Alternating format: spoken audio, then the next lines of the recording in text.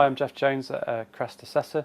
Today we're going to be talking about all of the intrusion analysis exams, including network, host, malware and incident manager. The network intrusion analysis exam, the NIA exam, covers all elements of network forensics ranging from simple port scans right the way through to advanced persistent threats, whereby an analyst would be expected to identify malicious traffic traversing a network, identifying covert channels, the exfiltration of information and all of the elements around it. The host intrusion analysis exam, the HIA exam, covers very similar topics to the network intrusion analysis exam, although it concentrates more on the actual end workstation itself. So it's looking at malicious processes running in memory, what data is actually obtained from a host, and trying to piece together the actual the parts of the puzzle by looking at the host itself rather than the network. The malware reverse engineering exam is arguably one of the more specialised exams,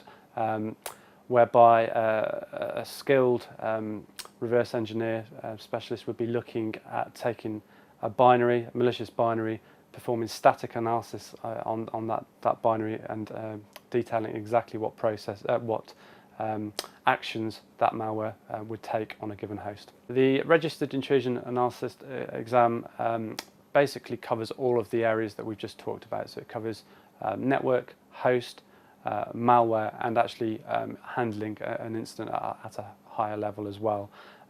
It's designed for perhaps more less specialised members of the team, and therefore covers all of the areas at a higher level. The incident manager exam, as the name implies, covers leading and responding to an incident. So a specialist manager would be directing the analysts in their respective areas, such as network, host and malware, to actually respond to a real cyber incident. So the host, network and malware exams follow the same format as all of the other CCT level at CREST run. That's basically 2.5 hours written component in the morning, followed by a 3.5 hour practical element in the afternoon session. The CRIA exam, the CREST Registered Intrusion Analyst exam, covers the same, it's the same format as the other CRT CREST exams, which is 3.5 hours multiple choice question, which is made up of a practical element and a written component. The Incident Manager exam is a purely written exam. There are multiple choice section and compulsory long form questions in the morning, which is 2.5 hours long, and a scenario based question and a number of other long forms in the afternoon session, which is 3.5 hours. The network intrusion analysis exam, you actually don't require a huge number of tools to perform that exam, to run that exam. Many people do come with specialist tools, in-depth, specialised intrusion detection systems, specialist analyst tools. Actually, you can do the exam pretty much using just common tools such as Wireshark and TCP dump, common network forensics tools. The exam is more focused around your knowledge and experience as a network forensic specialist than it is how good you are at using a tool. So in-depth knowledge of real attack techniques, how attackers try and hide their traffic on a given network, and identifying strange behaviour on a network is much more important than having a specialist tool to conduct the exam. The host intrusion analysis exam covers all elements of host intrusion, so that includes memory analysis. So you would need a tool to analyse memory, find out what processes are running, what information is stored in memory, perhaps passwords in memory. It would involve knowledge of how files are protected on the underlying operating system, so technologies such as EFS and BitLocker, and where the keys and recovery keys and passwords are stored for those technologies, and obviously tools to obtain that information. There will be an element of Trojanized documents within the host intrusion analysis exam.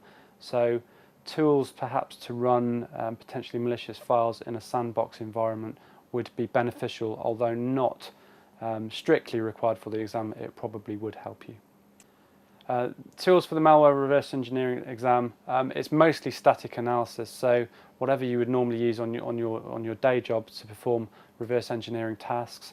Most people come with a copy of IDA Pro, Ollie Debug, and a number of other very common reverse engineering tools, but it's really what you would use on your day job to reverse engineer a binary. The CRIA exam covers all of the other disciplines, so you will need tools to perform basic network capture and perform basic analysis of PCAP files.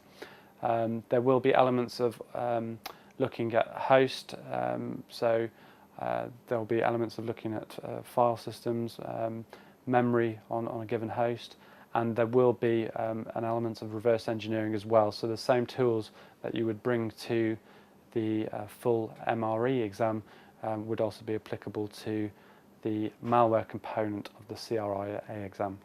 If somebody is specialised in all of these areas, on a daily basis performs analysis of network traffic, looks at logs on a compromised host, for example, and performs basic, dynamic, and possibly even static analysis of malware, the CRIA exam would cover all of those areas and would probably be the best exam to take. It is very rare, due to the very large subject areas we're talking about, for someone to be skilled enough in all of those respective disciplines to be able to pass the CCT level exams in all of the areas. The CRIA exam is designed for the individual, which works across all of the areas.